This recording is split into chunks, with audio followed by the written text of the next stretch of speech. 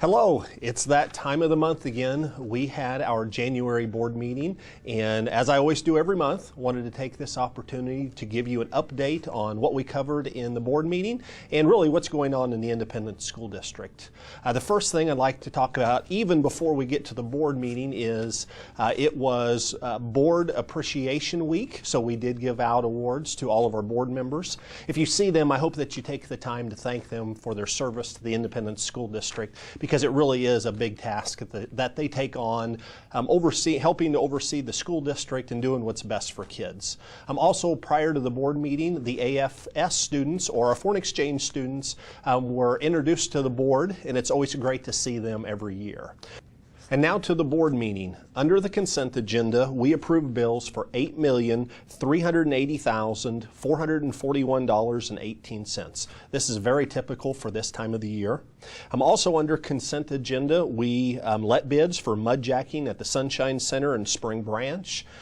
Anytime that we have a large change in the weather year to year, either extreme moisture or extreme dryness in the moisture around the buildings, we seem to have some settling, so this is going to take care of those buildings. We also are letting bids for partial roof replacement at Hanthorne, Bridger, and part of the Innovation Center.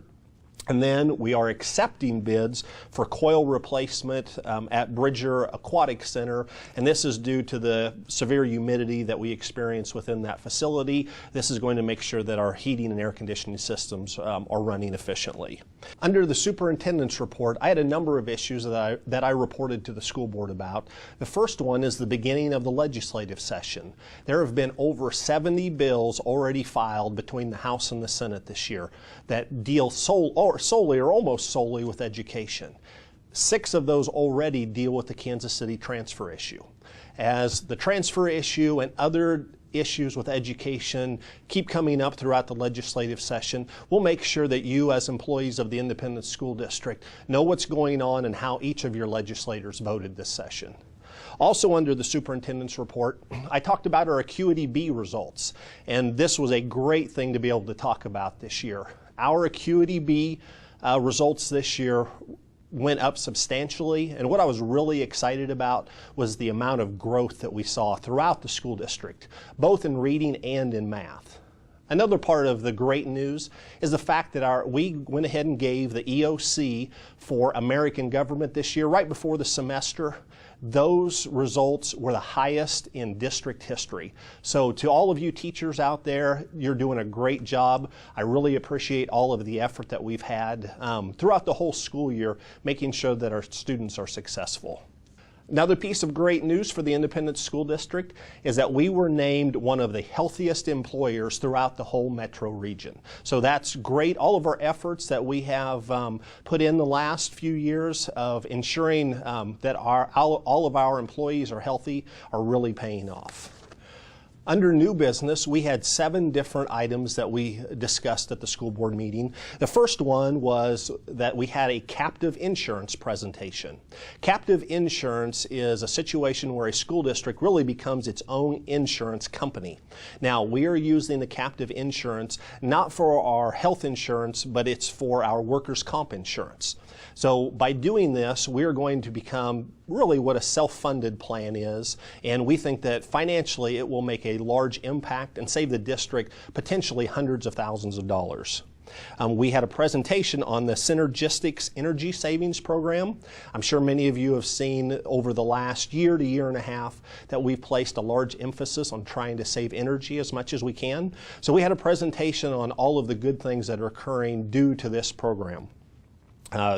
We approved the 2012-2013 school district audit. The audit came back very, very favorable. The school district is in very good financial shape, and it's always good to have an outside entity really tell us what we already knew coming in. Number 4, we had the approval of the district property, liability, auto, crime, school leaders, and umbrella insurance coverage for 2014.